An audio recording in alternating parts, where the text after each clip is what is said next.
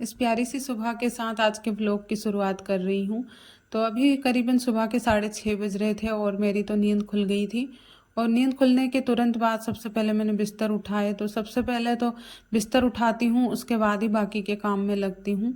तो ये तो अभी सो रहे थे क्योंकि इनकी भी नींद पूरी नहीं हो पा रही थी, क्योंकि अभी ना 2-3 दिन से हमारे यहाँ पे लाइट की बड़ी ही प्रॉब्लम चल रही है। तो रात में ना बीच बीच में लाइट कट जाती है, तो मच्छर वगैरह आते हैं, तो नींद ख़राब हो जाती है और ठीक से नींद पूरी नहीं होती है। तो मेरे साथ भी ऐसा ही हुआ, लेकिन मेरी तो ना टाइम से जो नींद खुलती है तो उसी टाइम पे मैं उठ जाती हूँ। ऐसा नहीं है कि रात को नींद पूरी नहीं हुई तो सुबह 7 बजे उठ रहे हैं, 8 बजे उठ रहे हैं। चाहे काम रहता हो या ना रहता हो, मेरी तो टाइम से नींद खुल जाती है। और एक बार आँख खुलने के बाद ना सोने का मन भी नहीं करता है। तो बिस्तर वगैरह उठाए और ये तो सो रहे थे, तो मैं आराम आराम से काम कर रही थी, क्योंकि इनकी भी नींद ख़राब हो जाती है अगर मैं कुछ बर्तन वगैरह कुछ भी चीज़ें बच जाती है तो। और फिर उसके बाद सबसे पहले मैंने अपने बालों में क्लेचर लगाया, क्योंकि रात को ऐसे ही बांध कर मैं सो गई थी, तो पूरे बाल सुबह उठती हूँ ना तो निकल जाते हैं। क्योंकि ना अभी आजकल मेरे बाल ना बहुत ज़्यादा बेकार होते जा रहे हैं। तो ऐसे में ना जब सुबह उठती हूँ ना तो पूरे ऐसे चिड़िया का घोंसले जैसा बन जाता है। तो बस बालों को सबसे पहले मैंने क्लेचर लगाया और उसके बाद फिर मैं चाबी लेकर यहाँ से गई और किचन का लॉक खोला। तो किचन का लॉक लगाना ज़रूरी होता है, हम लोग उधर से लॉक लगा लेते हैं और अंदर से भी, क्योंकि ना सेफ्टी बहुत ज़्यादा ज़रूरी होती है। हम लोग खेतों पर रहते हैं तो इस चीज़ का तो बहुत ही ध्यान रखना पड़ता है। और जैसे ही लॉक खोला और गेट दरवाज़ा खोला और बाहर का ना मौसम तो इतना भयानक था कि मतलब ऐसे मौसम में कुछ भी काम करने का मन नहीं करता। लेकिन लगता बड़ा अच्छा है ऐसा मौसम, क्योंकि मैं ना ये जो यहाँ पे देख रही हूँ ना, बहुत सारी चीज़ें मेरे लिए बहुत ही ज़्यादा नई है। तो अच्छा लग रहा था, तो मैंने बाहर ही आकर मुंह धोया। और ऐसे खुले हुए मौसम में बहुत ही ज़्यादा अच्छा लगता है, मतलब ऐसे आसपास धुआं जैसा होता है, कुछ भी दिखाई नहीं दे रहा था आसपास। और खेतों के उस पास रोड है और पेड़ पौधे बहुत सारे हैं, लेकिन कुछ भी दिखाई नहीं दे रहा था, एकदम धुंधला धुंधला सा था। तो मैं तो हाथ मुंह धोकर आ गई और लग गई अपने काम पर। तो काम तो कुछ नहीं है, अभी झाड़ू वगैरह लगाने के बाद फिर चाय वगैरह बनानी थी।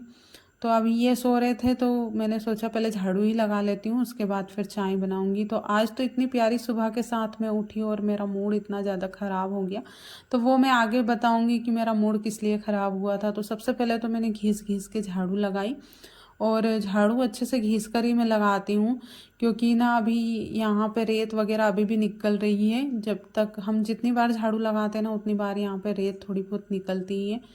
तो अभी हम लोग यहाँ पर रहेंगे ना तो सारी चीज़ें मतलब धीरे धीरे सेट होती जाएगी। तो झटपट से झाड़ू लगाने के बाद फिर मैं अपने जो बाकी के काम है वो बाद में करती हूँ। तो यहाँ पे तो खेतों के छोटे मोटे काम चलते ही रहते हैं, तो अगर मैं रोज़ रोज़ ऐसे जल्दी जल्दी काम करने लगी तो घर के काम तो ठीक से साफ़ सफाई से होंगे ही नहीं। तो इसलिए मैं अपने घर के काम को बहुत ही साफ़ सफाई से बारीकी से करती हूँ।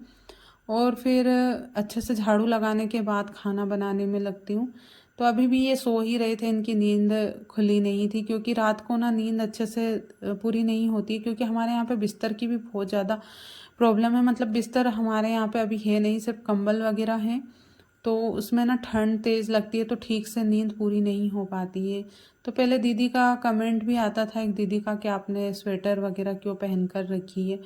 तो बस वो यही रीज़न होता है कि हम लोग जैसे सोते हैं तो उस टाइम पे तो इतनी नहीं लगती है, लेकिन रात में जैसे जैसे रात निकलती जाती है तो ठंड यहाँ पे लगने लग जाती है। और फिर मैं आ गई थी किचन में झाड़ू लगाने के लिए। तो मैंने ना भाई क्या ही देखा, मैं क्या ही बताऊँ, मेरी जो सबसे प्यारी चीज़ थी वो चूहे ने काट दी। तो मैं अपने घर में कोई सी भी चीज़ें लेकर आती हूँ, मेरे घर में आने के बाद वो मेरे लिए बहुत ही ज़्यादा कीमती हो जाती है। तो ये टोकरी में लेकर आई थी मंगलवार के बाज़ार से। तो कोई सी भी सस्ती चीज़ें होती है या महंगी, वो हमारे लिए अगर सस्ती भी है तो अगर हमें पसंद है तो वो बहुत ही ज़्यादा कीमती होती है हमारे लिए। तो बस मेरे ही जो ये टोकरी थी मैंने बहुत ही पसंद से लेकर आई थी, लेकिन ये चूहे ने काट दी, क्योंकि इसमें आलू रखे हुए थे तो आलू भी काट दिया एक।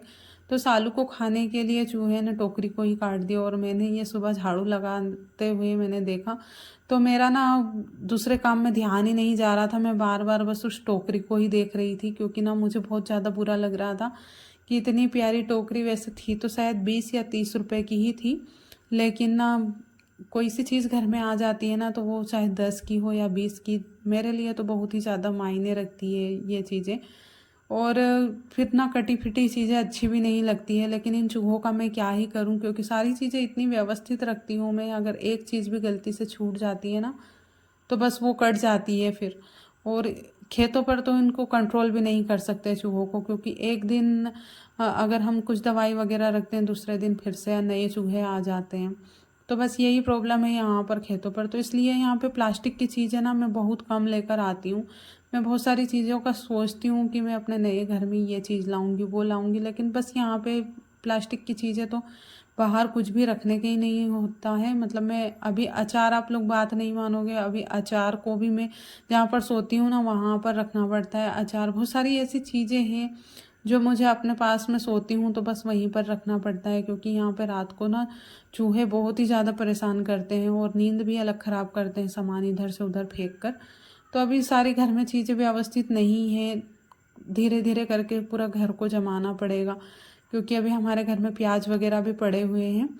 तो प्याज जब बीत जाएंगे तो पूरा घर खाली हो जाएगा, तो उस हिसाब से मैं सेट करूँगी। आप लोग मुझे कमेंट करके बताना कि मुझे किस तरीके से अपने घर को सजाना चाहिए या किस तरीके से रखना चाहिए, क्योंकि अभी तो सारी चीज़ें, आप लोग भी व्लॉग देखते हैं तो आप लोगों को भी ऐसा लगता होगा कि कितनी, मतलब कितना बिखरा हुआ रहता है हमारा घर, जगह जगह सामान पड़ा हुआ है ये वो। लेकिन मेरी ना मजबूरी है ये सब ऐसे रखने की, क्योंकि अगर मैं सारी चीज़ों को एक जगह पे इकट्ठा करके ऐसे छोड़ दूंगी ना, तो यहाँ पे चूहे एक चीज़ें भी नहीं रहने देंगे।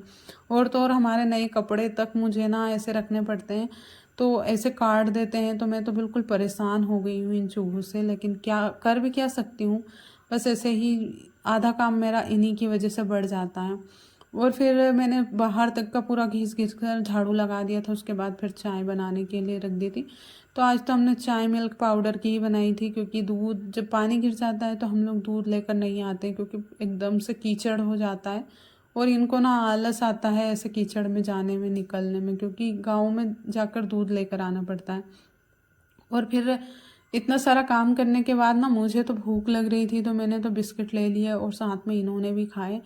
तो बस पूरा काम निपटाने के बाद सुकून से बैठकर चाय पी और चाय के साथ में बिस्किट खाए। उसके बाद फिर दाल चढ़ा दी थी मैंने कुकर में, और आज तुअर की दाल बनाऊंगी। तो वैसे तो हम लोग मंगलवार के दिन बाज़ार से सब्जी लेकर आते हैं और हमारे यहाँ पे भी सब्जियाँ लगने लग गई है, लेकिन सब्जियों की तो स्टोरी ना मैं क्या ही बताऊँ।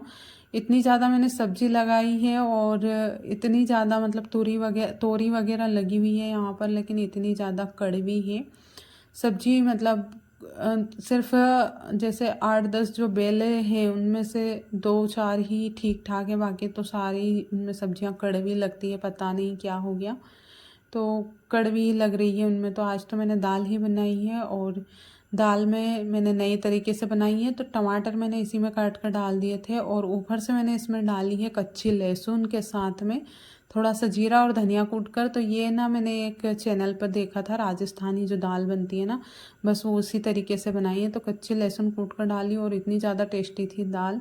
तो आज इनको दाल बहुत ज़्यादा पसंद आई, आप लोग ट्राई कर सकते हो मेरे कहने पर।